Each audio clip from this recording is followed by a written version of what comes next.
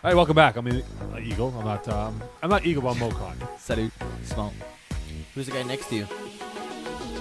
Compliments. Fait de chocolat belge et d'ingrédients naturels. Nope, it's peas. Is that really Belgian chocolate? Made with Belgian chocolate. Okay. Fait d'ingrédients. Fait de chocolat belge. Made with Belgian chocolate. I don't know if it's Belgian chocolate. Maybe it's just like. It is. Can you look in the ingredients, please, for us? Do you like Belgian chocolate or with chocolate? I like dark forest. We use real chocolate, so every bite Dark of ours forest soft cake? You and changed it fudgy brown. again? Yeah, brings I you did. melt in your mouth bliss. Wow, I want some now. I know it melts in your mouth. That's your mouth. It brings you melt in your mouth bliss. These guys know how to market. I'll tell you that much. This is good marketing. All right. Speaking of marketing, we'll dive into the 5A and 5B weeks that was. Terrible segue. I'm sorry. I know. It was definitely awful. He could have literally said anything, and you were going to say, speaking of whatever that thing was, Okay, we're going to so- dive into the playoffs. I saw the Buffalo Wild Wings no-show game, and How was that? Tell me. Give me. it was awful. You want to be transparent? It was Yes, please. It was awful. It was Because? awful. Because First off, no-show is a complete dud of a team. No show. Yeah, no, there, they- but they're not very good. They're not a good team. They don't show up. They don't show up, these guys. But Buffalo Wild Wings, big win for them. 33-13. Never was in doubt. They made some big plays in that football game, and I just felt like watching that Sorry, game, Pete. like Buffalo Wild Wings should have won by 30, if not 40 points if they actually converted on their chances. No show. It was a Rolodex of quarterbacks playing for them on Tuesday night. And the guy who I like on no show, Kevin Loisel, who I was on the line, Johnson on the sidelines. He's a basketball player. I know who he is from his basketball days.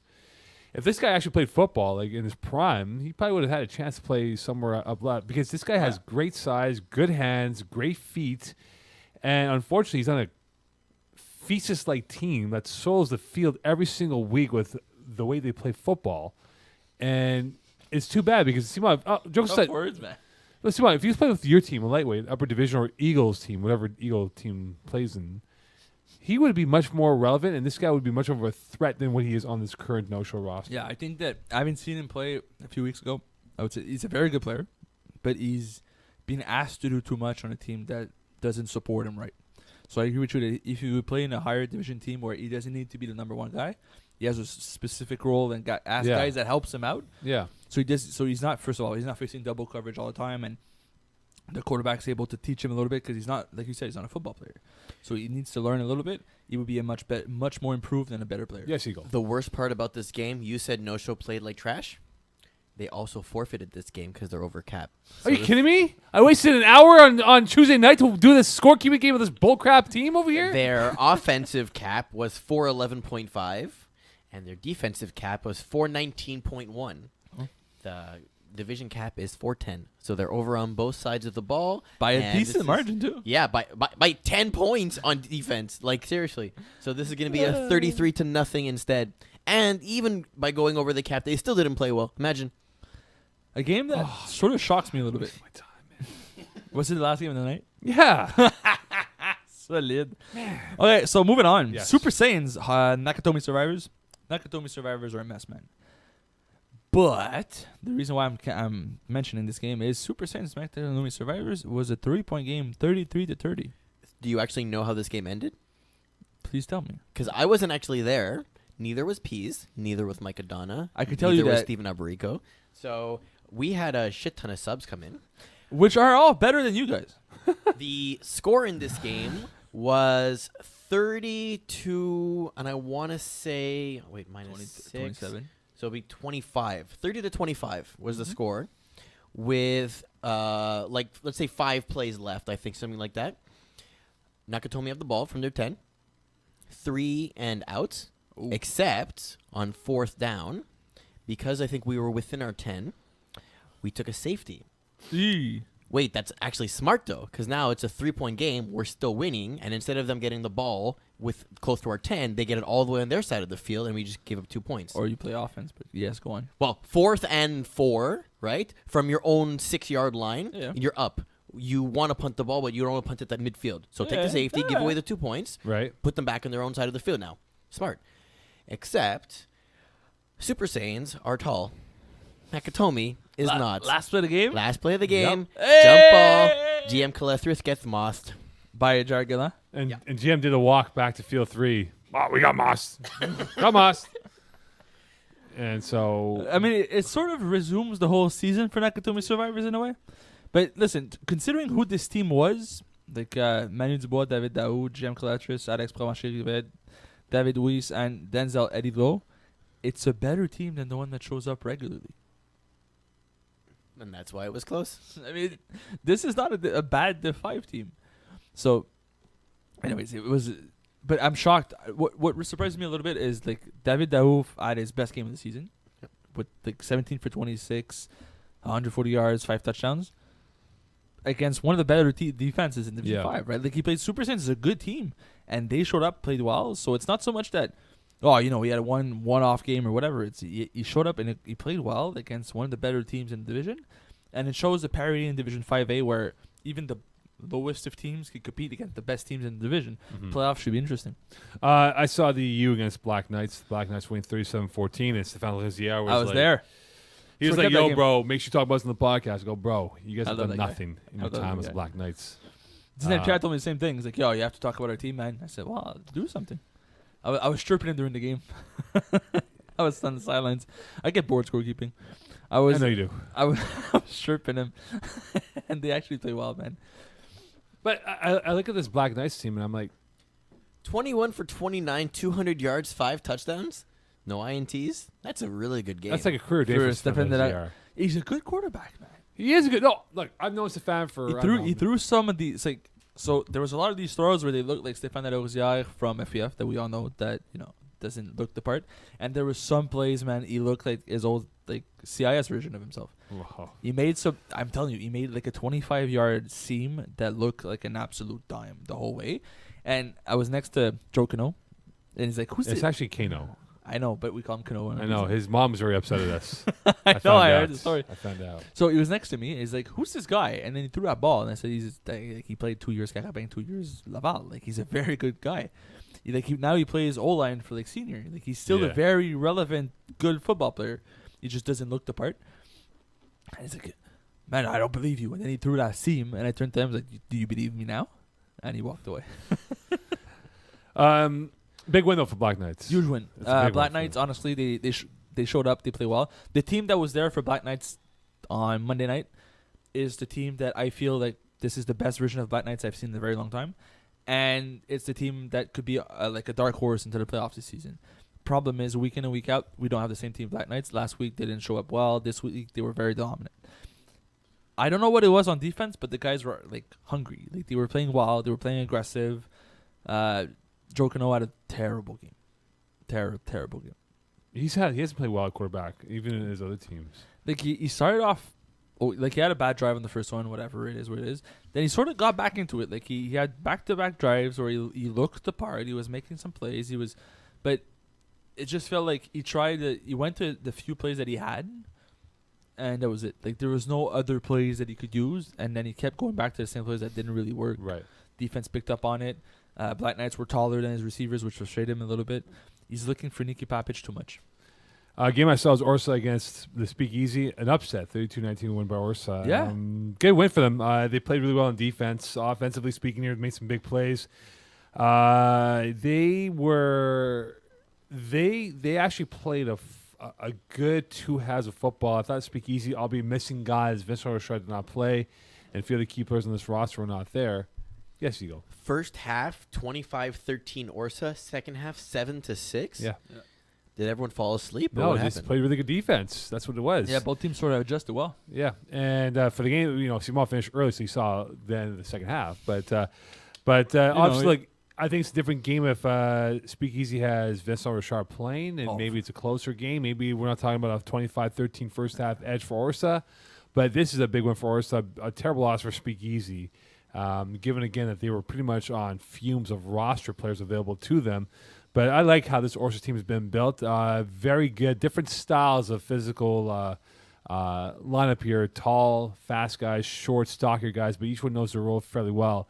And they were definitely a team to not be messed with on Monday nights. This week, Division 5A as the game of the week, Les Gros Coqs against A-Town. I was there for that one. We talked about Les Gros Coqs a few times last week. I think it's a very good team, and honestly, they were dominant on Sunday night. Was it Sunday? Monday night. Yeah. On Monday night, that quarterback for Les Gros Coqs is very fast, man. Dom Lefort. Yeah. He's so fast, and you're gonna see it on the game of the week. There's so many times where you just beat the corner to the sideline and turned up, and you reminded me of that first. You remember there was a quarterback. His first name is Jeremy. He had like a long blonde hair, long ponytail. He played for Jagerbomb. Yeah, he used to play for Jagerbomb. Used to play for Jeremy Gauthier. Yeah, that's it. Yeah. He played quarterback a little while, and he had like 1,000 yards rushing one season. Reminded me a lot of Jeremy Gauthier and what Sébastien Thibault are currently doing in Division 4 with Matt Bears. He's a good quarterback. He's able to beat the rusher as much as he wants, sort of the way like Jordan Mitchell does for Blue Chips. And it adds a layer to the Gros Coqs offense. And he's a good pocket passer too, and he's precise when he throws. I don't see, considering how they played against A-Town, I don't see them losing anytime soon. But can you trust a dual threat quarterback? A guy who doesn't throw for many yards but can run? The thing is, he runs a lot, but it doesn't look like design runs. It looks like his first read wasn't there, beats the rusher, moves. So I had the game playing, that's why. Oh, that's the game of the week? Tristan on the track. Thank you, last time. Can you mute it? Thank you. I mean, at some point you're going to see a play where the quarterback just runs up the sideline and just tears everybody up. Very fast, very dominant player.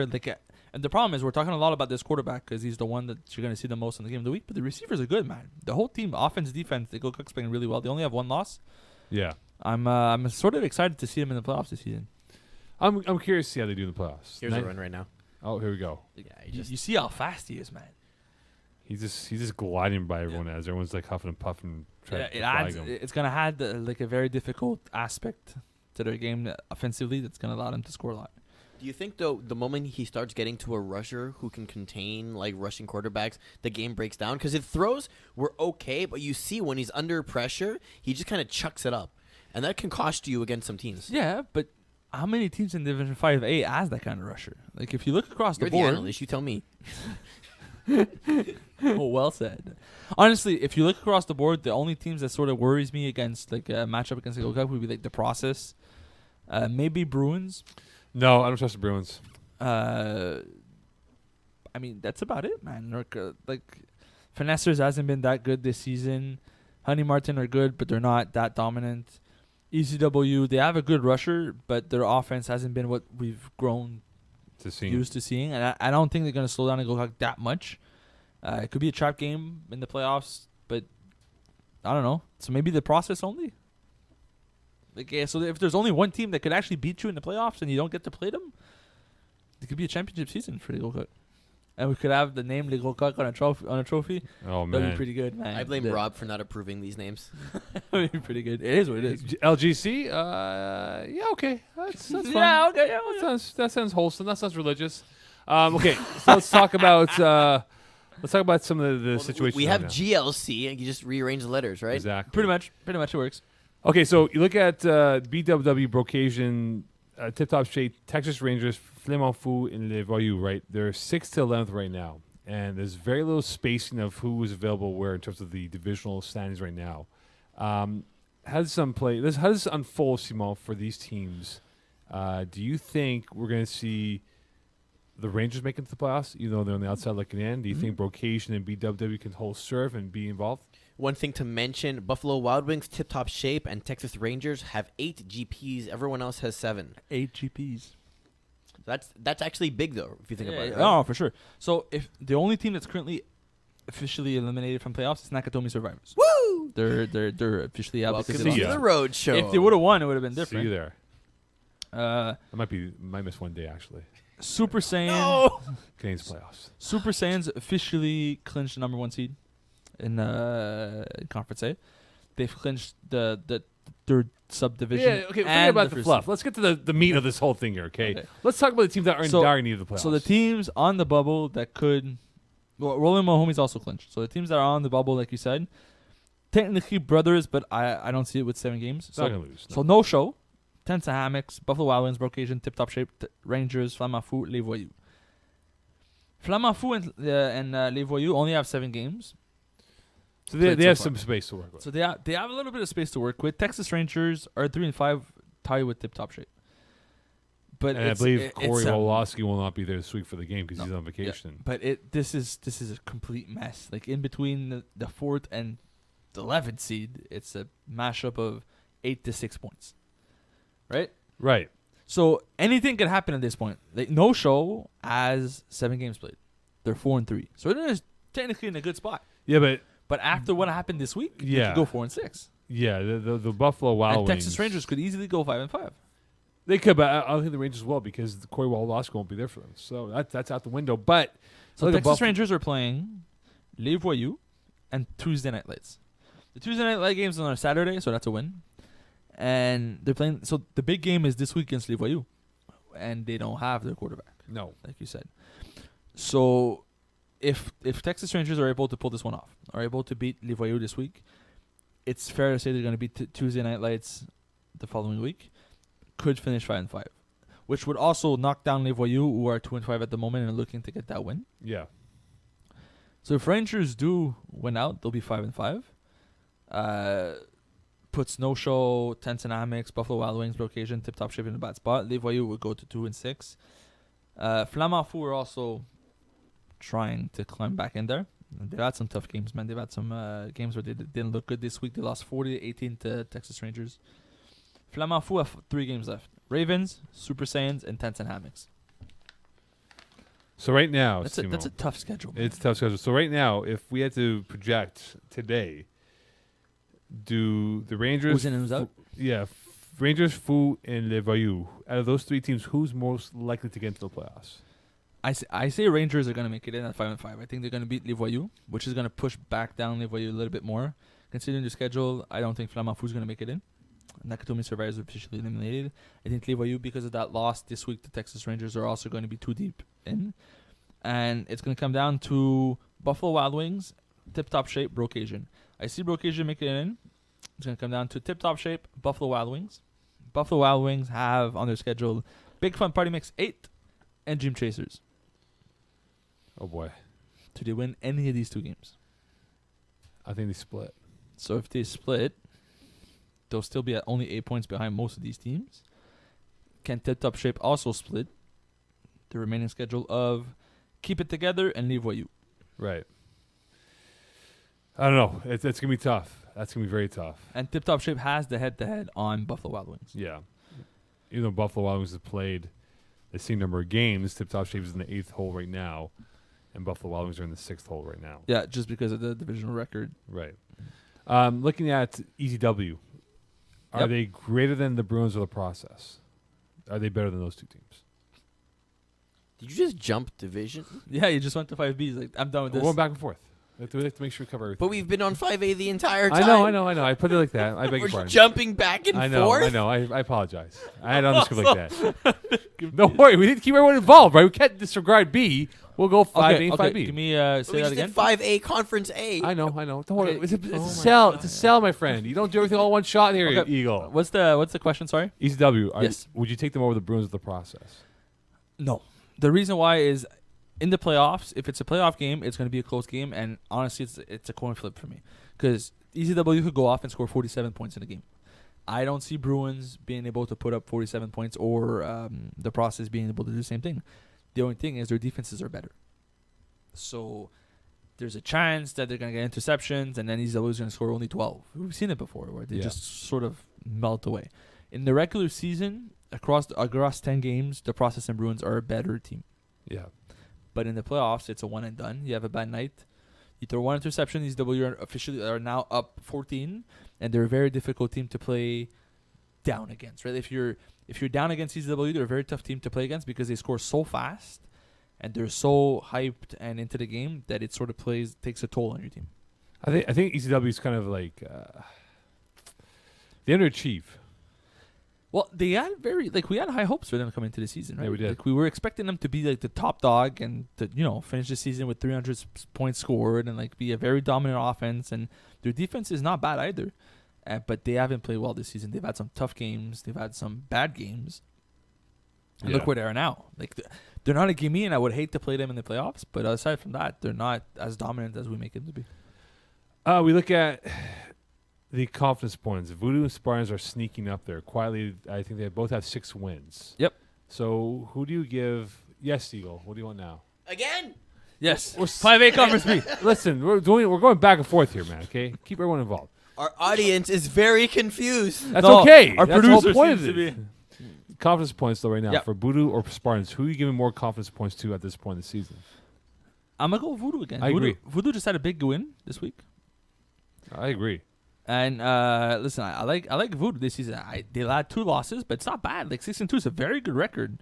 I think they've gone well over expectations. Voodoo hasn't been this dominant, played this well in very long time. It's been a couple of years. They had 1 year. But wasn't that the under Zoo back then? Yeah, under the Zoo. This wasn't the Voodoo though. It wasn't Voodoo days, but now it's pretty much the same team, really. Yeah, but the reason why I don't trust Spartans is that they can't put up points on offense. And You say that. They have 181 points for in 8 games. That's terrible. I know. I'm just... Yeah, it's like 24 points a game. It's and I saw not that good, I score man. kept their game a week ago, and they weren't impressive then. And that was a full roster. And whereas I think with Voodoo, I would put more my confidence points on them to make a deeper run at this point in the season. I agree. I just want to mention something, though. GLC is currently 7-2, and they have 210 points for. Spartans are 6-2 with 181. So they played 1 less game and only scored 30 points less. Yeah, but GLC also didn't score that much. 210 points in 9 games is not great. Okay, but they're 7-2. Yeah, And that's with 210 points for. They're 202 7-2. against. Spartans are 181 Yeah, but to they're 126. 7-2 with a plus minus of 8. Exactly. Okay, Outlaws are 8-0 with a plus minus of 129. But even Spartans, they're 6-2 with a plus minus of 53. Yeah, because their defense is good. the defense is it. good, but I don't. But do you we never trust questioned them? their defense. We questioned their offense for putting up 20 points a game. We love James Dandridge for his cinematography, but that's about it. I mean, Solid guy for FPF Junior. Yeah, Just putting it out there. fantastic. He's got like Spielberg for the kids in the FPF Junior. it's but really good. but Check it out on Instagram. Exactly. Ravens, are really they flocked right now with what they're going to do? Because Flocked, I like it. you I know? do have a comment in chat from Marc-Antoine Vallée, What's up? which is Ravens. Yeah, you're flocked right now, brother. See how we just talked about it. We didn't have to mention. You could just Yeah. said because you. But whatever. You're tired. Okay, so here's the thing for you, Simo. Is that tie going to be the saving grace for them to get into the playoffs, Yes. or the downfall to Yeah, them I not? think that tie is going to allow them to not be knocked down by tiebreakers and whatever. Right now, it's the only reason why they're still in this. And considering that, keep it together or not really keeping it together, Dream Chasers are not in a terrible spot. I mean, they're 2-5-1 with a plus minus of 19 somehow. Yeah. And they're 2 games. They're 1 game behind Ravens. So if they're able to win one of the games, they'll be tied with Ravens. Did they play Ravens? They played and tied Ravens. So this is super boring. They're playing Tents and Hammocks and Buffalo Wild Wings. Yeah, not easy. Not easy, but doable. Tents and Hammocks is going to be a tough game for Dream Chasers, but Buffalo Wings will be in a fight for a playoff spot. Yep. Not easy. they're not easy games, but they're not impossible to win. Ravens, like we said, they only have 1 game left. And across the board, Palpatine is still in it, but Palpatine is not clinched yet, but They're in a driver's seat to clinch. A winner or tie this week will clinch them a playoff Yep. spot. Longhorns are at 8 points. They're all right. If they're able to win, they'll be fine. Ravens, like you said, they only have 1 game left, so it's a bit scary for them. That's why I think that tie could really be detrimental to them if And they're they, playing Flamand Fou. So Ravens need to win this week. if they lose. So does Flamand Fou. So if Lemon Fu wins, Ravens might not make the playoffs. no, that's not my question. Will they make the playoffs? Yes or no? Because Touched by Ninjaletti has 6 points, only 7 games. the odds of Touchdown and Agility not winning one of their next games is very small. Big Fun Party Mix is playing Buffalo Wild Wings and 10-cent Mix. Right. They're going to split that. Right. So they're going to be above Ravens. Actually, everybody's going to be above Ravens if they lose that game. Because everybody's going to split their way back into the playoffs. Right. And we're going to see Dutchman and Angeletti jump up. We're going to see Longhorns remain over them. Big Fun Party Mix jump over, pushes Ravens to the 9th seed at the very least. If Dream Chasers doesn't win one of their games, then jumps them too. So if Ravens lose to Flamanfu, I don't think they're going to make the playoffs. Okay, so in Conference 5B, right, we look at that division of Takeover to Le Brume, right? Those 5 teams. Eagle, do you have that standings up there for Conference 5B? 5A? 5B. 5BB? 5BA. 5BB, yeah. We're going back? 5BB? Again? We're going back and forth, brother. Well, Let's take a tense we match. technically finished 5A. Yes, but anyway, we're going 5BB here. 5BB. 5BB? So we'll take over La Brume and all those teams. Right now, which team in your mind, as strong as that side of the division is, Simon, which team is the most vulnerable now going into the last 2 weeks into the playoffs? The most vulnerable to me is Stret Level Midnight and Tropic Thunder. Tropic Thunder are currently out. Right, they're currently 9th. Need Help is officially eliminated. Thundercats are officially eliminated. Player Recognition are in a tough spot. Mombamba is in a tough spot. So really, to me, it comes down to Tropic Thunder, Tret Level Midnight, and Final Flamingos, and Finessers. Because of all these ties, right, Tropic Thunder is a point behind everybody. So here's a question for you before you get to that point. Right? We see the NFL and CFL in college football where they move the 2-point convert closer to the 5-yard line. Is it time that we put the 2-point convert at the 5 to encourage to have no ties? No. I think there'd be less ties if you had. But then where do you put the 1-point convert? Same spot. So the 1-point convert and the 2-point convert is at the same spot. They're both at the 5-yard line. Yeah. Oh, sorry, you moved the 1-point convert a little bit back, a couple of yards back. So you put the 1-point convert like the 2-yard line? If you want, yeah. Or at the 1-yard line? Yeah, why not? I mean, why not? Because in theory, You put it at the 1 and you put the 2-point convert at the 5? I think this would eliminate ties, though. I really do. I think scoring from the 10-yard line is tough. I never do it. So why is it, but that's my point though, right? Simon, with all these ties, that it's because guys can't finish off in converts, right? That's what it comes that's down exactly to, what it right? is. So why don't we move the 2-point convert a little bit up, which will encourage teams to go for 2, which would also increase the likelihood of having less ties. Bring it up to the rules committee. Yeah. A meeting you keep missing every year, Mo. I'm with Cole Julien. But Not then- literally, but I'm watching them. Well, then we get ties. But then, like, Call me up. The perspective is also these guys don't score. Like most of these teams that tie, it's not teams that scored on every convert, right? Like it's not just a one-off sort of mistake. It's we've had 5 possessions where we scored 31 points. You had 5 attempts at converts and you only scored 1 out of 5. It's a terrible odd. Okay, so with all these ties we have with Le Brume, Finessers, and Fighting Flamingos, and Fat Level Midnight. Okay, so Ani Martin, Les Gros Coq, the U takeover clinched. Who's the weaker team out of those 3? Take over the U and Honey Martin and Le Gros. Oh, La Brume also clinched, by the way. The weaker team? Yeah. I'm gonna have to go with like La Brume and Honey Martin, man. Like they're good teams, but Les Gros Coq, like we talked about earlier, I think they're very dominant. The U's having a great season, and Takeover is just monsters taking over this division. So I think Honey Martin's a very strong team. I think La Brume is also a very strong team. I think both these teams into the playoffs will be difficult to play against, and they're going to be a strong favorite. I don't see... So if the playoffs started today in 5B, right? If the playoffs were today, Takeover would play Tret Level Midnight. The U would play Flying Flamingos. Honey Martin That's would not an play easy game for the U to play Flying Flamingos. The Honey Martin would play Finessers, and Les Gros Coq would play La Brume. That's a bad matchup, Le Gros Coq, Le Brume. It's a bad matchup, but I don't see any of these top 4 losing. To me, like they're all winning, and then we're gonna have to take over Les Gros Coq, Honey Martin, the U, which is amazing games, by the way. I think Honey Martin would be most vulnerable to lose. Oh yeah, but also No, Flamingos. As much as I like the U, I just think that's just another bad matchup because Flying Flamingos somehow, somewhere, always have that pedigree of FPF experience that come in. They know what they're doing. So when they're playing against a team who's very one-dimensional, is like this is the play that works for us. They're gonna take that one play, that one guy away, and beat us with something else. And it works in lower divisions because guys don't necessarily go out of their way to be more creative. Mo, we have some agreement in chat around your idea for the extra points. Oh, from, look at this. Marc-André Deslauriers. Yeah, but he agrees with Mo on everything because he just wants lifts. Look. Mokan, let me ask you this. You know the camera cuts off like above your head, I right? know. Okay. Mokan, let me ask you this. Yes. We both remember what happened a few seasons back Oh, the lift. and about the lift. Oh, yes. What did you do since? I don't know, man. So there's No this- other options to get so back in the Since city. you weren't there, Eagle, I'll give you some context. And piece two. Peace too. Yeah, Peace is here. We were in Brossard, so Marc-André Desaulniers lives in the East End of Montreal. Doesn't have a car. So he was At this time, anyways. yeah, this Yeah. time. I don't know now. I don't keep track of his of his purchases.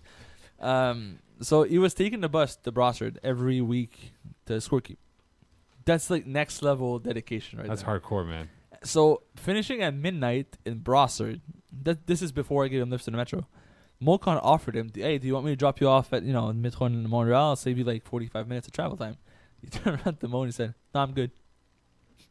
The following week, Simon comes back. I go, Simon, he didn't want my lift. And then Simon, Simon, hey, can I get right back in the city? I'm like, all right, cool. Every week we go, "Do you mind? Like, you saved me like 45 minutes." I said, "Honestly, it takes me like you're on my way. I really don't." And I turned around to Mo, was like, "So he doesn't want yours? So you'd rather go out of his way to not be in a car with you for 20 minutes?" Yeah. So what did you do now? I don't know, man. I think it's the winter time. The elements really dictated his options that he has available to Getting him. cold, man. Do I wait minus 25 degree weather for an 85-minute bus ride home, or I go with Mokan? Produce us an answer. Ask Marc-André. He's listening. He'll let us know. Awesome. We talk NFL draft, man. He's hardcore, man. He's a hardcore Browns fan, eh? Yeah. Die I know. hard. This guy's like, I don't like Kareem Hunt. I'm like, oof. Yeah. He's Well, hardcore, man. honestly, but honestly, if you ever talk to him on the sidelines, he's a great guy to talk to, like Yeah. a FPF, NFL. He's like the guy. Tony Romo sidelines, just He- breaking he down know- plays. yeah, he knows everything about FPF, man. It's incredible. I watched the Div 6 game, and he's like, "Yeah, they used that play like week 3." Like, man, Yeah, he's like Sean McVay and Tony Romo roll into one. Like if you go, hey, week 4, second half, Grocock on offense, 36. Oh yeah, we were out with this guy. This guy ran a post. This guy ran a drag over, hit the drag. However, the safety was playing a little bit closer to the line and kind of hesitated with the quarterback. So he definitely has that ability, man. He's like a Rain Man type of guy. All right, it is now time for Games of the week. wait, did we not do 5AA? we did 5BA? everything. We covered everything, man. Covered everything. No, we didn't talk about Bruins processes about you Black Knights. Well, we talked A about Town. We talked about It's okay. We're jumping back and forth. yeah. Okay, It so makes we'll sense. do. Okay, so we'll just Quickly here, let's wrap it up. Yeah. 5AA. Let's do Need Help versus Honey Martin. Okay, so we're going games of the week. We're not doing. Games of the week first, then we'll go back to recovery. because we're jumping. There we go. Honey Martin. Yeah, Uh, Honey Martin. Okay, let's do Flighting Flamingos versus La Brume. Flamingos. No, give me La Brume, man. Give me I like Flamingos. La Brume this season. Let's go with Finessers versus Threat Level Midnight. Finesters need to win, man. Badly. So does Stret Level Midnight. Both these teams, man, it's a tough spot Give to me be in. Finesters, even though they're going to choke this game away. And Yes. Ooh. Orsa versus A-Town. Orsa, man. Team Orsa had a Orange, good game. man. Oh, A-Town started off not bad against the Gold Cup last week, but it No, just no. they just melted Orsa, away. brother. I got a few more, actually. Sturdam versus Les Barons. Dagenais. Yeah, give me Baron. Sorry, Sturdam. And you know what? That's going to be it, I think. Okay, perfect. Let's get back to 5AA then. 5BA. Yeah. 5BA. So we took care of So- we took care of the Bruins process. Bruins, ECW. ECW, the process. Black Knights took care of. Clinched. Black Knights and Les Speakeasy pretty much clinched also. Yeah. So we're talking about Tough Lungs, Punishers, Surdam, Tough Lungs will A-Town, clinch Les 'cause you have- Barons. Yeah, 3 games, 3-point lead on Punishers. Orsa could technically still be in. They just need to win one of the games. Dope Boys and the Carcajous pretty much finished. Yeah. So Orsa, I would like to see if you like. It comes down to what you said. Orsa is able to win 1 or 2 games. It's going to come down to Sturdam and Punishers winning. Punishers only have 1 game left at 3-6, Yep. and they're not playing well. No. They got demolished by Threat Level Midnight last week. I could see Punishers finishing 3-5 and 10-7, and then falling down past A-Town, Les Barons, and Orsa and finishing like 11th. Yeah, I think Punishers can pull it out, though. If they get one more win, then it's out of their fate, but I think they can pull it out and get the playoff Well, they need to spot. win, right? And like, we could Absolutely. agree on that. And Punishers is playing Les Speakeasy. Not easy. So it's a winnable game. But Yeah. for some reason, our producer didn't decide not to pick that game, but whatever. I missed it. He's like, oh, we have more. No, we don't. We have a confirmation from Marc-André saying, ha ha ha, I will explain it to you on Saturday. And then I imagine this is kind of like the long story short. You were scaring me, Mo. Yes, of course. Nice. The TLDR version of Of course. Marc-André's only stories. All Tough right. One's gonna make it. I think Sturdam with 3 games left are most likely gonna at least one or two games. It's gonna come down to A-Town, Les Barons, Orsa, and Punishers. They're gonna fight for that last playoff spot. All right, then magic words, please. No, we got picks for 5A. Oh, yes, forgot, yes. Idiot. We're Where going have you back and been? forth. I know. I got to Uh, watch them, actually. Here's a fun one right at the top: Spartan and Voodoo.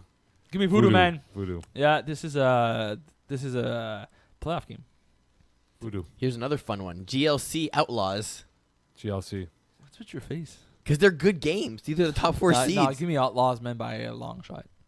Sorry, Chelsea. Okay. Your boys, we Mokan. have Buffalo Wild Wings versus Big Fun Party Mix 8. Buffalo Wild Wings. Nah, give me Big Fun Party Mix 8. They're looking for a sub. They're gonna find somebody good. Keep it together. One chance to keep it in. They're playing tip-top shape. Tip-top shape. Yeah, tip-top shape. They need that win. Dream put it on Chasers, mute, though. Tents, I and know. Hammocks. Give me Dream Chasers, man. Tents and Hammocks are a good team, but they're slowly they're spiraling a little bit.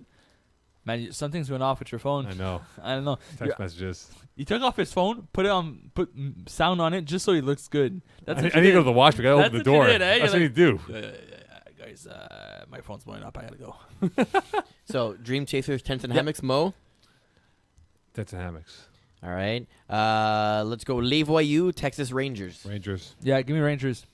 Brocasion, no-show. Caucasian. Yeah, give me la Bocation. And Flamand Fou versus Ravens. Ravens. Ravens. It's a tough split. I think both teams need to win. Ravens cannot afford to lose. Neither can Flamand. I think give me Flamand Fou in the upset. Ravens are gonna go 3-6-1. All right. Magic words, please. From all of us here at the Week Extra Point Live, nobody gets this reference, but I'm going to keep doing it anyway. Good night, Roma. They're getting rid of the Booger Mobile, eh? Straight savage. So they got rid of Witten and Booger.